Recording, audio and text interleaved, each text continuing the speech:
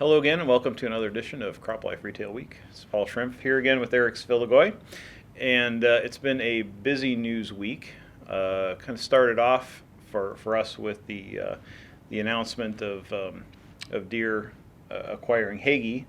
Having visited I actually have visited and did a profile of the company, I think in 2001 or 2002, sometimes thereabouts. Got a nice picture of the three generations of family, and just really a family business, and very prominent regional manufacturer of equipment, and actually one of the pioneers of high clearance sprayers. So it's good to see that the Hagie name will continue. We'll see the equipment. I guess the main point for Hagie being the ability to distribute through Deere facilities, and having that access to market, access to service, and so forth, being the main change that they're championing. But they've always made really good equipment. They've had their loyal followers, and have continued to grow the business. So it'd be good to see them carry on. Hopefully, with the resources at Deere, we'll see Hagie continue on in the future.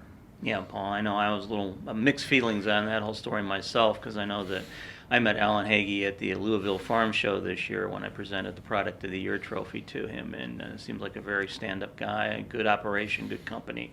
And I know now this is the second family-owned self-propelled sprayer manufacturer in the last few years to see the family kind of step aside and go more of the corporate route. And we had Miller, New Holland a few years back, so this is the second one now. So yeah, again, seeing changing dynamics in the marketplace for sprayers, and that's probably going to continue into 2016 and 17 as the market probably stays down. Absolutely. You got a couple of items to share now, Eric? Yeah, thanks, Paul. One other thing to kind of talk about, I know the USDA every year always puts out its projections for what type of crop we're going to see going into the ground, and now that we're in the spring season, they've come out with it again.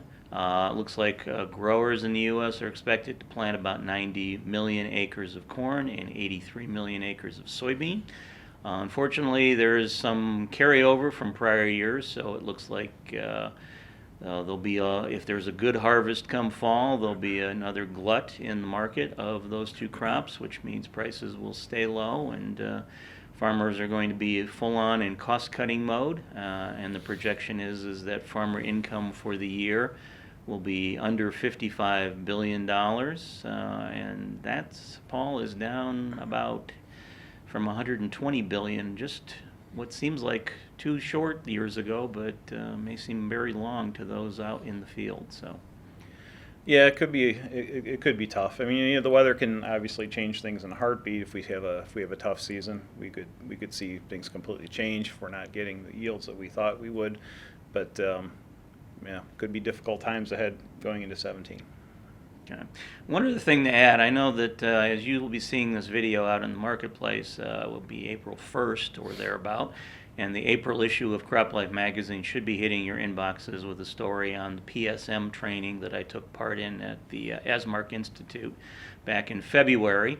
Just wanted to make a note that it looks like there's still an effort underway in Congress to have PSM delayed.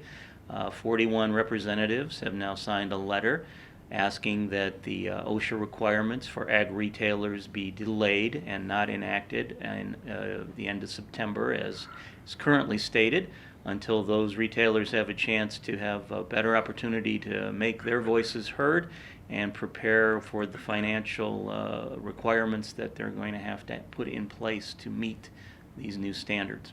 Yeah, and in no way, shape, or form is the industry or retailers in general saying that they don't want to comply or don't want to put these safety measures in place. It's really a matter of timing.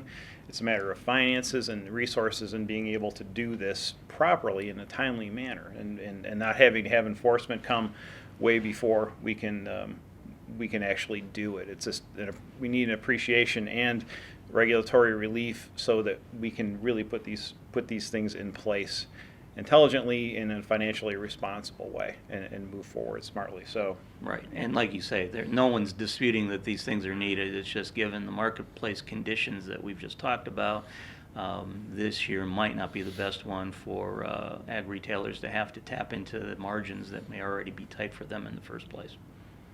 Okay, anything else? Are we done? No, I think we're good. Well, it's another busy week. I know folks are hitting the fields. We've seen a lot of Twitter activity with planting going on, so I know you're getting busy with the spraying and the applications as well. So good luck to you this spring, and we'll look forward to seeing you next week at Crop Life Retail Week.